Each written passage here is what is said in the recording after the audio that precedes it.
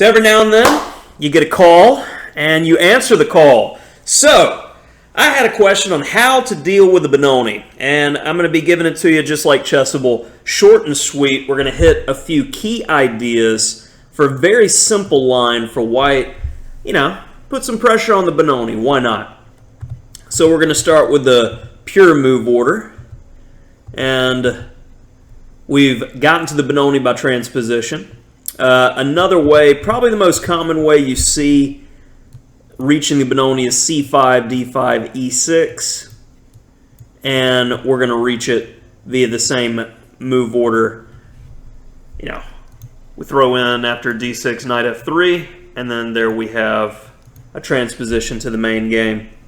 Of course, you got some other Benonis that are in there. Instead of D6, we got the snake, and honestly, you just develop normally against the snake.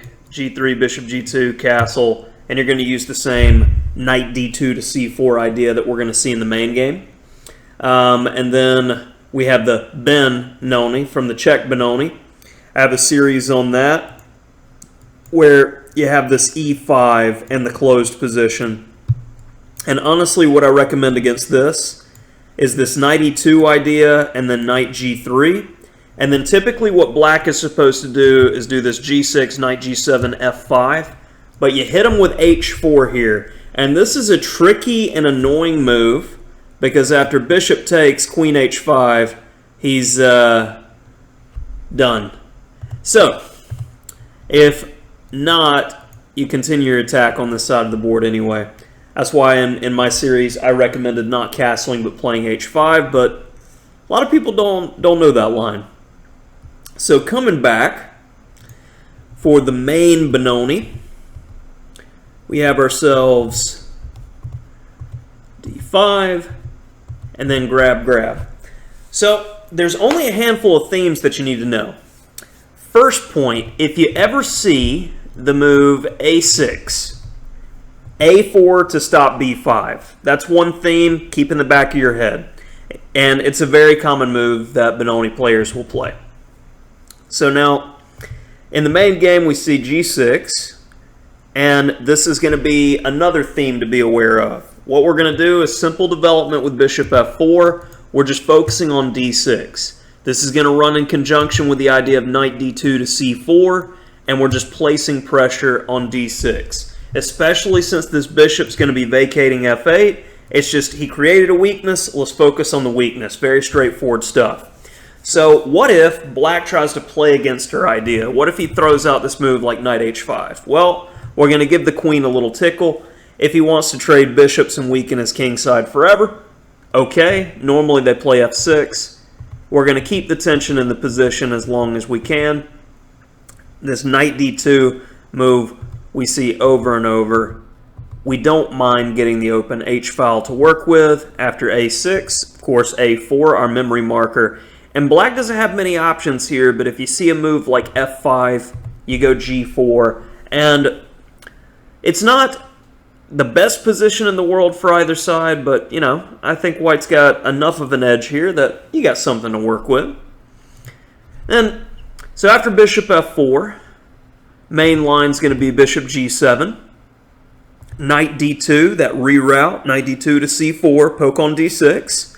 So what if he goes knight H5 now because we don't have bishop G5 anymore? This is a key memory marker. This can mess him up. Queen A4 check.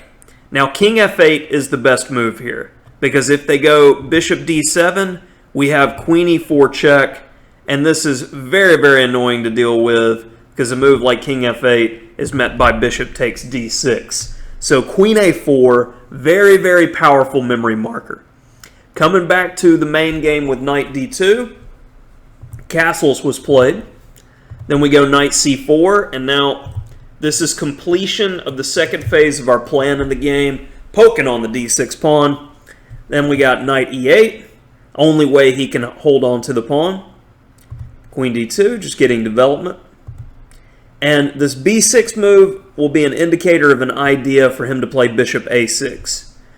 So we're not too worried about this. We need to stop B5 still.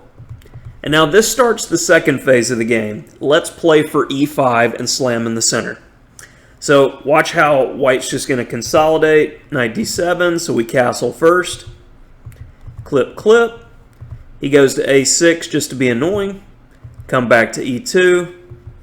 And now we begin our action in the center. f4, e4, and the rest of the game is a good representation. And by the way, this is a game from Grandmasters Akobian and Bacro from 2009 in the European Cup. Sometimes the story of the rest of this game is the threat can be worse than the execution, because black's going to do anything he can to stop this whole e5 crush from happening. And in the meantime, white's going to get some major play and positional trumps into position. So after rook b8, tickle, tickle. Simply holding the center. e5 is a threat. So he's getting some action going on the queen side, rather. So we grab, grab. And I love this next move. And this is another memory marker. The two connected pawns over here on the queen side on b5 and c5 need to be dealt with. So we play b4. And now black's only left with two options. Push by, in which case we've stopped it stone cold. And the other idea is if he grabs. And these pawns are now doubled, weakened, and we're going to be able to reroute to deal with them. This knight has a beautiful idea to go to d4 and potentially c6 now. So black's trying to get rid of this. We get our pawn back. Black's counterplay is done. He's riddled with weaknesses, and his knights really don't have good squares. This is about as good as it gets. Rook e8, so keep pressuring while defending our e4 pawn. Grab on b5, nothing to see here. Up a pawn. Now we're simply not losing our strong center. Getting ready for the big push. And it's a matter of technique. Don't get mated. Use the back rank. And finally, we get our e5 crush move in. It's going to result in a pass pawn. Notice how there really is no counterplay for black here. The queen and the two knights can't do much. Bishop e2, shutting them down.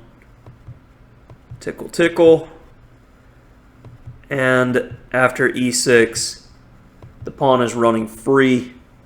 All he's got is taken here. And after queen e7, you know, any real move is just going to end in pain here. Because say, for instance, he moves the knight to g7 or f8, it's going to be met strongly by bishop c4 check, and that's going to win the queen.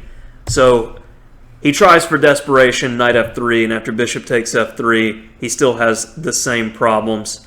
Nothing much to see here, and that's why he resigned. So hopefully this is a quick little extra video on the day, as per the request of old friend, you know. So one does what one can. Hopefully you can win your game with this info now.